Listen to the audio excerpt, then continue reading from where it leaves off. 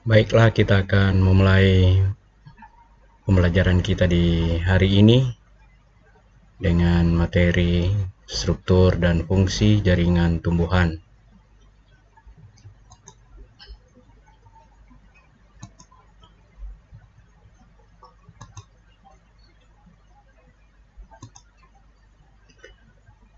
Adapun standar kompetensi dalam pembelajaran kita di saat ini adalah siswa mampu menginterpretasi organisasi seluler serta mengaitkan struktur jaringan dan fungsi pada sistem organ tumbuhan, hewan, dan manusia, serta penerapannya dalam konteks sains, lingkungan, teknologi, dan masyarakat.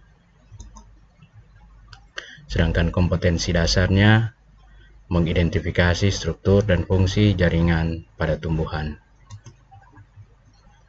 Indikator dalam pembelajaran ini adalah membedakan berbagai jaringan epidermis, kolenkim, sklerenkim, parenkim, xilem, floem, dan kambium, penyusun organ pada tumbuhan. Kemudian menunjukkan letak epidermis, korteks, dan stiel atau silinder pusat pada tumbuhan. Kemudian mendeskripsikan fungsi masing-masing jaringan tumbuhan.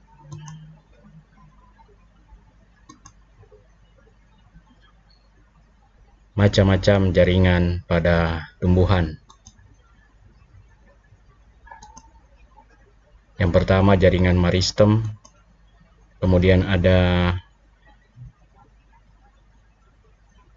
jaringan meristem itu adalah jaringan yang sel penyusunnya bersifat embrional, artinya mampu terus-menerus membelah.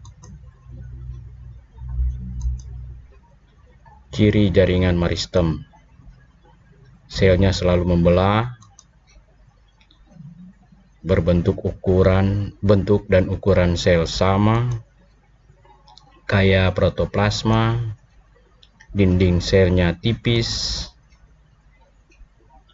isi sel tidak mengandung kristal dan cadangan makanan,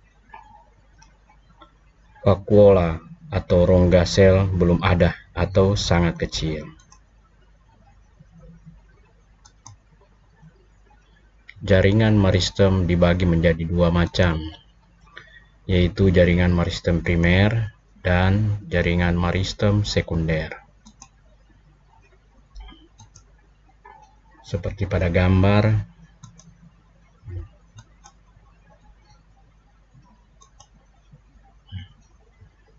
meristem primer berasal langsung dari sel-sel embrional. Contohnya meristem di ujung akar dan ujung batang, yang biasa disebut meristem apikal. Meristem primer akan menyebabkan pertumbuhan primer. Jaringan yang terbentuk dari meristem primer disebut jaringan primer. Meristem sekunder berasal dari jaringan dewasa yang telah mengadakan diferensiasi dan berubah sifat jadi meristem. Misalnya jaringan parenkim dan kolenkim. Contohnya itu kambium dan kambium gabus. Meristem sekunder akan menyebabkan pertumbuhan sekunder. Jaringan yang terbentuk dari meristem sekunder disebut jaringan sekunder. Kambium akan menghasilkan xilem dan floem. Kambium gabus akan menghasilkan gabus, dan seterusnya. Tinggal dipelajari untuk materi selanjutnya. Demikian dan terima kasih.